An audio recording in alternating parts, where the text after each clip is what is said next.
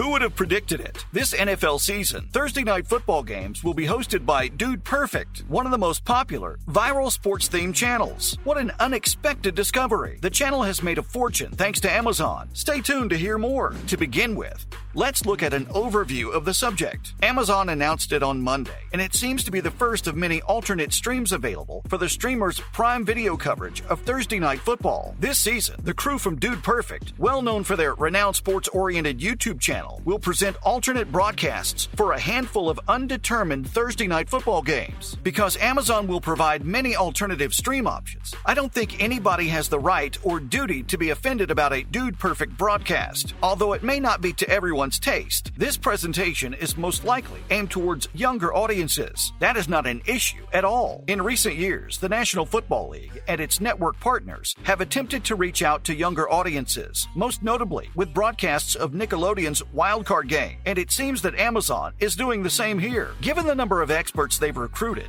I believe the current count is 5, including game analyst Herbstreit, and Amazon's track record with Thursday night football alternative broadcasts, I have no doubt that Amazon will announce further broadcasts in the coming weeks. This is particularly true considering the number of analysts they've hired. If a company is prepared to pay billions of dollars on NFL rights, they may as well give it their all in terms of coverage. Moving on, Browns quarterback Jacoby Brissett on his starting job. I just have to be me. The Cleveland Browns will start the season with journeyman Jacoby Brissett after Deshaun Watson's 11-game ban was overturned.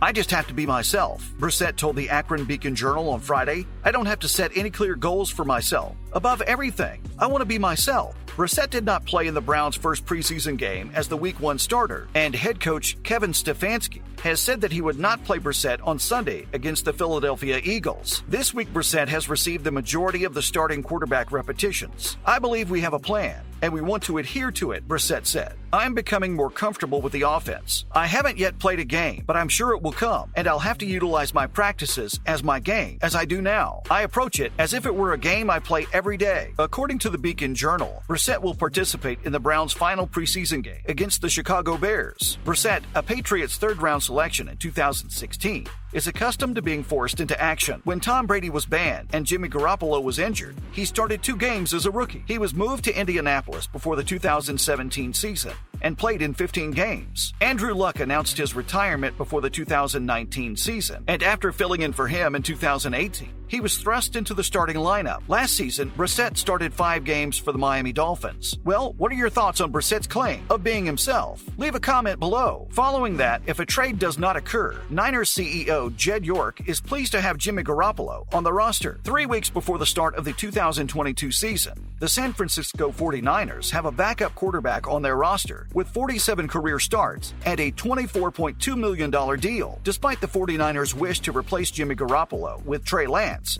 Jimmy G remains on the roster, and San Francisco CEO Jed York has said that keeping Jimmy G on the roster is okay. There can never be too many great quarterbacks and fantasy football players, York told The Athletic's Tim Kawakami. I'm not going to get involved in roster debates or what general manager John Lynch and head coach Kyle Shanahan want to accomplish, he continues. But I will support them in doing whatever it takes to make this team the best it can be. I learned from Joe Montana and Steve Young that having a wage limit today isn't the same as not having one. But as previously said, we are thrilled to keep Jimmy. We are happy to have him on board. That's incredible. Keeping Garoppolo would be a distraction as well as a financial strain at a time when the team is fighting hard to maintain Lance as their long-term quarterback. Garoppolo escaped trade because of a shoulder injury and subsequent surgery at the end of the 49ers playoff run last year. Jimmy G, on the other hand, intended to move by the end of July. Teams seem to be waiting for a healthy quarterback to become available, with Garoppolo still out in the 7th month of the season. Well, what are your thoughts on this matter? Leave a comment below. Next up, Cardinals HC Cliff Kingsbury on the Ravens' preseason winning streak.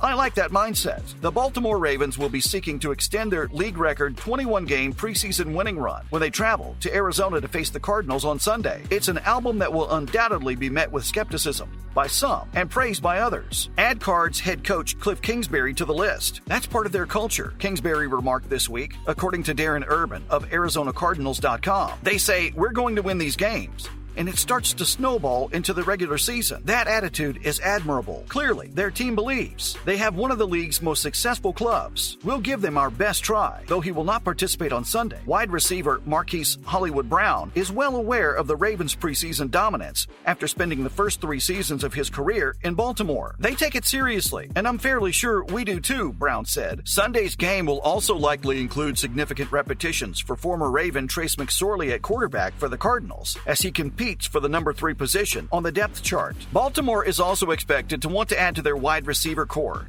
which has lately been hampered by injuries to an already insecure wide receiver room. Baltimore hasn't lost a preseason game since 2015 and won its 20th in a row in 2021, surpassing the Green Bay Packers streak of 1959 to 1962. Following that, former Broncos head coach Vic Fangio is willing to return, although as a coordinator, Vic Fangio is retiring after more than 30 seasons in the NFL. But he's open to returning if the perfect chance arises. We'll see where things stand and evolve, and what's available to see if I'm a good fit for anybody, Fangio told Chris Thomason of the St. Paul Pioneer Press. But it's absolutely a possibility, probably as a coordinator. Fangio's first and so far only head coaching position ended in January when he was sacked by the Denver Broncos after 3 seasons. Fangio was 19-30 during his tenure with the Broncos, failing to guide Denver into the playoffs. His defenses, though, were still remarkable. Aside from a disastrous 5-11 record in 2020, Fangio's defenses finished in the top 10 in points allowed. In his last season, Denver's defense ranked 3rd in the NFL in points allowed and 8th in yards allowed. After being named AP NFL Assistant Coach of the Year for his efforts as a defensive coordinator with the Chicago Bears in 2018, Fangio's announcement that he'd accept a coordinator role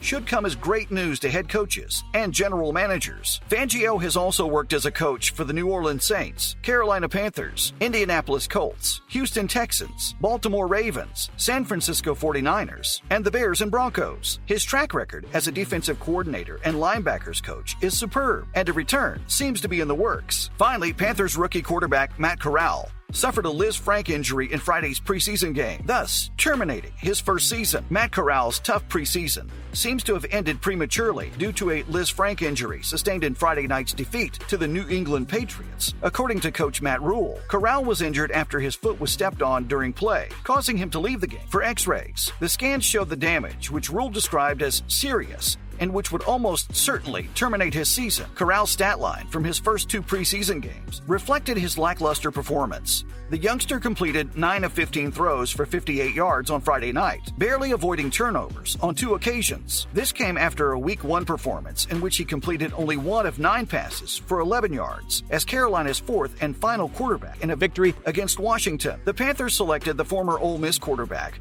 with a 94th overall choice in the April draft. Carolina's signing of Baker Mayfield buried Corral on the depth chart, and his foot injury will certainly end his rookie season, which was slated for nothing more than a bench duty at best. Well, that marks the end of our video today. We hope you enjoyed it. On your way out, make sure to hit that subscribe button, and thanks for watching.